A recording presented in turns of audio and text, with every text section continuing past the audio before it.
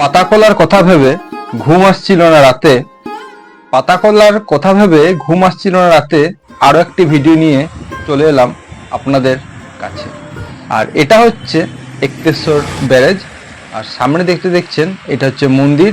আর আমার ডান দিকে এটা হচ্ছে ধরলাং যাওয়ার রাস্তা। আর এই দিকটা হচ্ছে এক্তেশ্বর ব্রিজ, যেটা হচ্ছে দ্বারকেশ্বর নদী।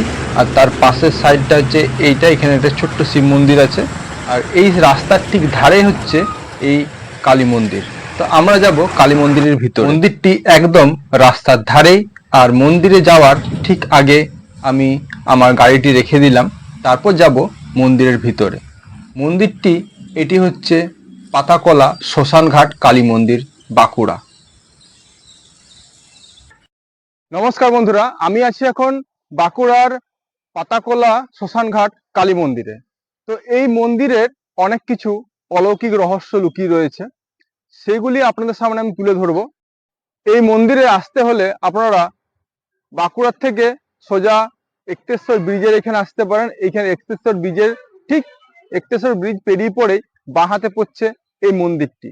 তাছাড়াও ধরলাং থেকে, বিষ্ণুপুর থেকে যারা আসছেন, ধরলাং থেকে আসার পথে একদম পেয়ে যাচ্ছেন, আপনাদের ডান হাতে পড়ছে, একদম রাস্তার উপরে, মেন রাস্তার উপরে পড়ছে এই মন্দিরটি। মায়ের এই মন্দিরটি অনেক অলৌকিক রহস্যে ভরা। সবকিছু আপনাদেরকে শোনাবো এবং সবকিছু আপনাদেরকে দেখাবো এই ভিডিওতে। আপনারা ভিডিওটি দেখতে থাকুন। মন্দিরে ঢোকার প্রথমে পড়ছে একটি বড় বট গাছ, যেটা বহু বছরের পুরনো। তারপরেই পড়ছে প্রথম মন্দির, শিব মন্দির, যেটা বাবা মহাদেবের মন্দির। তো আপনাদেরকে বাবা মহাদেবের দর্শন ও প্রণাম প্রথমে করিয়ে দিই, তারপর যাব আমরা মায়ের মন্দিরে, এবং মায়ের মন্দিরের পরে যাব আমরা শিব দুর্গার মন্দিরে। বাবা ভোলানাথের মন্দিরের ঠিক দুপাশে দুটো মূর্তি করা আছে, যেমন একটা দেয়ালের সঙ্গে মায়ের মূর্তি বেশ বড় করে করা আছে, তার পাশেই সাই বাবার মূর্তি করা আছে। এখানে লেখা আছে সবকা মালিক এক, সাই বাবার নিচে সবার মালিক একটাই। এটা কিন্তু সবাই আমরা জানি। এরপর যাব আমরা মন্দিরের, মায়ের মন্দিরের কাছে। তো এটা হচ্ছে মায়ের মন্দির। আর এইখানে প্রতিদিন জায়গাটা খুব সুন্দরভাবে পরিষ্কার পরিচ্ছন্নভাবে রাখা হয়। আর এই বট বৃক্ষটা দেখছেন, এই বটবৃক্ষটা অনেক বছরের পুরনো, আজকের কিন্তু নয়। মায়ের মন্দির প্রতিদিন পরিষ্কার পরিচ্ছন্ন করা হয়, তার জন্য এখানে কিন্তু লোক আসে সকালে, কিন্তু এখানে রাতে কিন্তু কেউই থাকে না। মন্দিরের চারিপাশে দেখুন অনেক দেবদেবতার মূর্তি স্থাপন করা হয়েছে।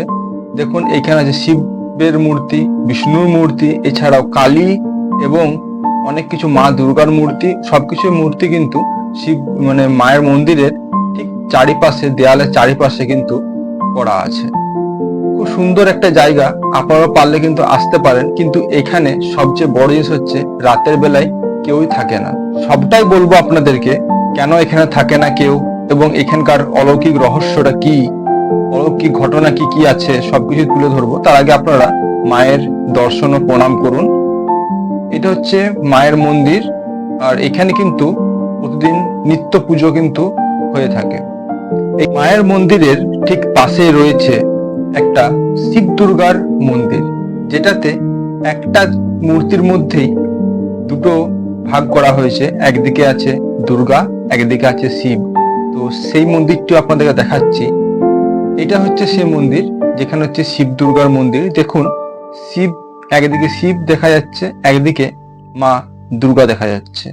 তার পাশেও দেখুন মা ছিন্নমস্তার মূর্তি করা আছে, আর ডান দিকে আছে মা পার্বতীর মূর্তি।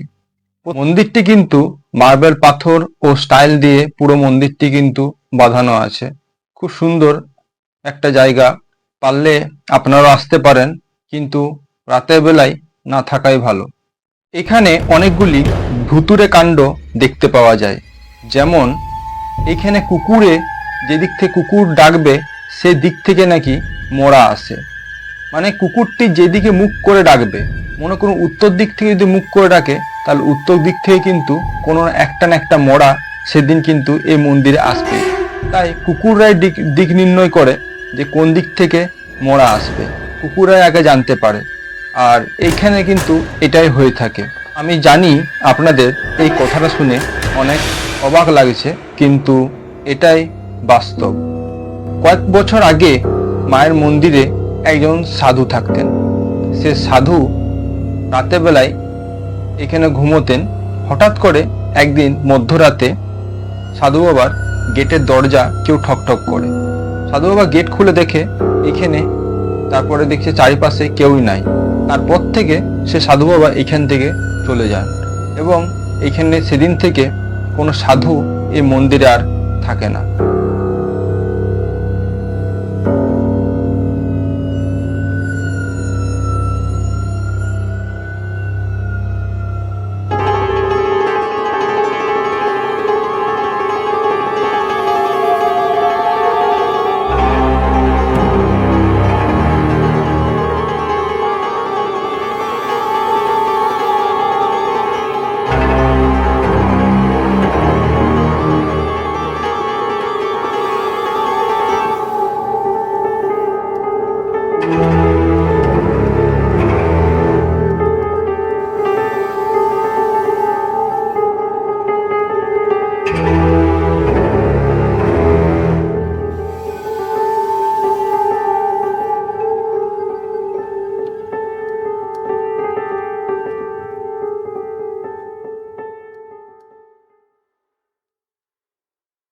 এটা হচ্ছে এই মন্দিরের রান্নাঘর।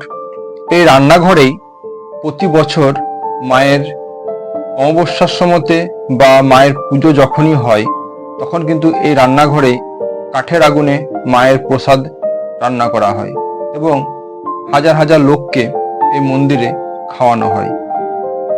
এটা হচ্ছে শ্মশান, যেখানে সবকিছুর শেষ। সারা জীবনের সবকিছুর যা যা করেছেন সবকিছুর শেষ জায়গা হচ্ছে এটাই। এখানে সবাইকেই আসতে হবে, আজ কিংবা কাল সবাই কিন্তু আসতেই হবে। এটা হচ্ছে মহাশ্মশান। এখানে প্রতিদিন একটা করে মরা কিন্তু আসতেই থাকে। আমি একটু আগে আপনাদেরকে বললাম, আপনারা হয়তো শুনলেন ভালো করে। এটা হচ্ছে বাস্তব, আর এখানে প্রতিদিন একটা করে কিন্তু মরা আসতেই থাকে। তো আজকের মতন ভিডিওটি এতটা পর্যন্তই। নেক্সট ভিডিওতে আবার দেখা হবে আপনাদের সঙ্গে। ততক্ষণ পর্যন্ত আপনারা ভালো থাকুন, সুস্থ থাকুন, সাবধানে থাকুন। চ্যানেলটা যারা সাবস্ক্রাইব করেন না এখনো, তারা প্লিজ চ্যানেলটা সাবস্ক্রাইব করুন আর ভিডিওটি শেয়ার করুন। সবাইকে শেয়ার করুন ভিডিওটি। ভালো লাগলে অবশ্যই লাইক করুন, কমেন্ট বক্সে কমেন্ট করুন কেমন লাগলো ভিডিওটি। ততক্ষণ পর্যন্ত আপনারা ভালো থাকুন, সুস্থ থাকুন আর সাবধানে থাকুন।